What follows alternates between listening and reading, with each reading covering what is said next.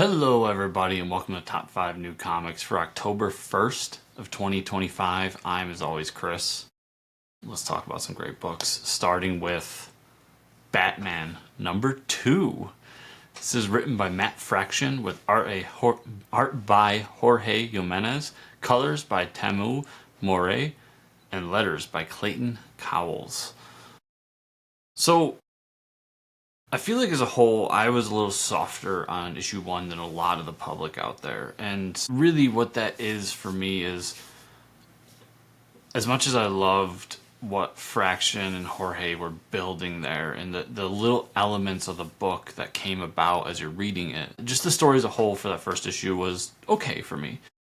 But everything around it, how Matt and Jorge are taking, this is the cool little weapon he's using, and the little box that tells you this is what it is what it does, blah blah. The elements of detective work they threw into there, I really enjoyed all of that, and I thought the book was gorgeous, and he built something in that first issue that maybe didn't wow me out the gate right away, but showed me that they have a plan of how they're going to do their book different from what recent Batman books have been. And I think that's something we desperately need for Batman. It was a fun issue. It had a great cliffhanger at the end with Robin coming in. As you can see on the cover of this issue, Robin's going to play an integral role.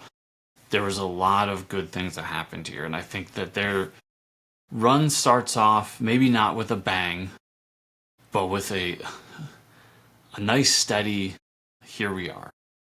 And that can be good in a lot of ways. Not everything has to be like, oh my god, can you believe what happened in that first issue? Some of my favorite books ever have started off with these slow, methodical, like, let me just introduce myself as the creator of this legendary IP over the years. So I'm really excited to see how they build upon those elements and show me that the story that they have planned here, all the cast that they brought in, where everybody's standing at the time, is going to fit into the giant puzzle that is their story here. I also will say with kind of that less of a bang intro, there's so many elements that if you've never read Batman before, or you're a lapsed writer or reader of Batman, coming into the series, so much has changed for the character over the past 5 years or so. I mean, you saw Commissioner Gordon's no longer Commissioner Gordon. He's Patrol Officer Gordon. You saw who the new commissioner is. You saw that Damian's not really the right-hand man right now. He's not the Robin of Batman and Robin right now. Changes to what Killer Croc has going on. We introduced maybe not necessarily a new character, but a character that's hasn't really been the center point of a lot of Batman titles recently brought back. There was a lot to do there, so I commend them for everything they did with that first issue, even if it wasn't my favorite. Like, oh my god, I can't believe this issue of Batman ever. But I think they have set something up to be a really great run on Batman, and let's see if they can pull that off. After that, I have Absolute Evil #1. This is written by Al Ewing, with art by Giuseppe Camuncoli, inks by Stefano Nesi, and colors by Romulo Fajardo Jr. Apologize if I butchered anybody's name. It's not my intention.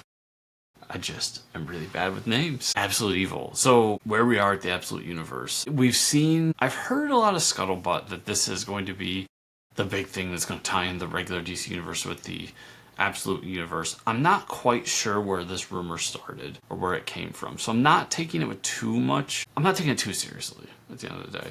What this feels to me like, it's building upon the Absolute Universe's first crossover. This could be the birth of what could possibly be the Justice League, or whatever we're going to call it, the Absolutes, maybe. And we're going to get a new batch of villains here. Familiar to the regular DC Universe, some of them new to the Absolute Universe. I mean, Ra's al Ghul seems to be there.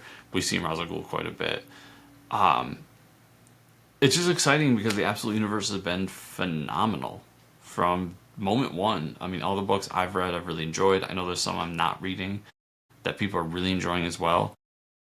I think that DC understood the assignment and took the homework and did it properly. Ultimate Universe is so successful, we should do something like that. But let's not just copy. It's not just copy and get an A. How can we do it different? And they did. They built a world built around Darkseid and changed their main heroes to a point where they're still familiar and you still know them. But they're also so vastly different, and there's so much unknown centered around them that it just works. The same goes for the villains. So let's find out more about the villains of this world. Why are they going to unite? How are they going to unite? All these great things. So I'm excited to see this. It seems like it's going to be a lot of fun. And just if you're not on board with the Absolute Universe, get on board. It's phenomenal. After that, I have Justice League, the Omega Act Special number 1. This is written by Joshua Williamson with art by Kane Tormey and Yasmine Putri, who also does colors, and lettered by Dave Sharp. So this is another, we've seen a few of these Justice League one-shots over the past year or so, tying into different events, coming out of different events or crossovers and so on. This one is kind of the first we're going to see of DCKO. So in so many ways, for me, it's, hey, DCKO has the excitement of an event book, but doesn't have the grand excitement of some of the other event books over the past however many years. I thought the premise was okay. The marketing around it's been phenomenal, but I have a lot of questions about what it is. And is it just going to be A versus B over and over again? I know it's not, but at the same time, like, that's how they're promoting it. So this is just the first step. This is where we start. That's really where it lands for me, is how I want to know more about how we're really building DCKO and what the book really is and where the story's going to lead us. I just have so many questions leading into it, and that's kind of what dampers my hype a little bit. This book is the one, it's one of those, it's a prelude book to a big event. So this is your first chance to wow readers and say, hey, this is what we have in store. Check this out, and you'll get whatever it is, a 4 or 6 issue series with more of this. So I'm really excited for it. I think Joshua Williamson's just been on a fucking tear these past few years with his output and just the quality of his output, specifically DC, but we can talk about some other companies he's working for too. Yeah, just it looks like a really good time. After that, I have the Umbrella Academy, Plan B number 3. This is written by Gerard Wade with art by Gabriel Ba, colors by Dave Stewart, and letters by Nate Picos. This is one of those books I feel like it's going to be a mainstay until it's over. I believe it's 5 issues, maybe 6. Just really loving this book. Came at a perfect time for me. Someone that loved the Umbrella Academy, both the comic form, the TV show, and then picking up the library editions of the original series as well as the miniseries that spun off of it, reading those prior to this coming out, literally to the day. Like, the morning issue 1 came out, I was finishing book 3 of Umbrella Academy. And it reminded me of why, A, I think the comic universe is superior, but B, just how much I loved those books. They're so freaking good. And then getting issue 1 of Plan B and it directly spinning out of what's going out of the last volume of Umbrella Academy, and just seeing where they're going with it and how it differs from what the show did, and just loving the world. It's just a phenomenal series. Yeah, Umbrella Academy is one of those series that from now until they decide to end it is on my pull list, no questions asked, because I know the greatness that this book is and can be, and just really, really love it. And we will end with Rook Exodus number 7. This is written by Jeff Johns with art by Jason Fabok, colors by Brad Anderson, and letters by Rob Lee. Issue 7, but we can kind of treat this as an issue 1. This is Rook Exodus is back. It's been gone for a little while. They've been working behind the scenes to keep it going. I was reading some stuff that Jason really wants this book to be Jeff and Jason and the rest of the crew, but the core staff to be throughout it. Like, they don't want to bring in other artists to fill in with Jason's style. It just takes a little bit of time. They can only do so many issues a year. And here we are with the next volume. I thought the first volume was just so good.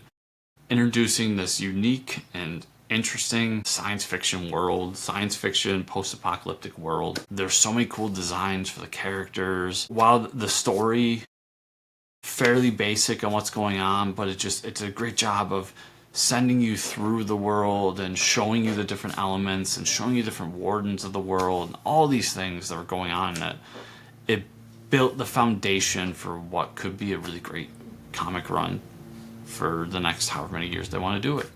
And it seems like coming out of the gate, they're bringing Stag, which was a character that I think all the fans were, as soon as we saw that image of this warden, we're like, who's that? That's cool. I want more of that. So they're going to come out of the gates right away with, hey, let's meet Stag. Let's see what she's all about. I'm not sure. Can't remember whether it was a male or female character, but let's just see what they're all about and do this, for the fans. So really excited to get this book back. It was always really tough to pick what my favorite Ghost Machine book was. And I thought for a while it was Redcoat, and I just really, upon reflection of it, think that Rook is the best Ghost Machine book out, and that's saying so much because the other ones have been so everybody, thank you so much for watching this video. If you want to follow me further, check out my Substack, which is chriscomicscorner.substack.com. You can find my podcast, which is Fortress Comic News, on wherever you find podcasts, as well as fortresscomicnews.com. And you can follow me on social media, whether that's X, Instagram, Threads, whatever you're on, I'm there at Fortress Chris. So I hope you all enjoyed, and enjoy your comics this week. But until next time, see y'all here next week.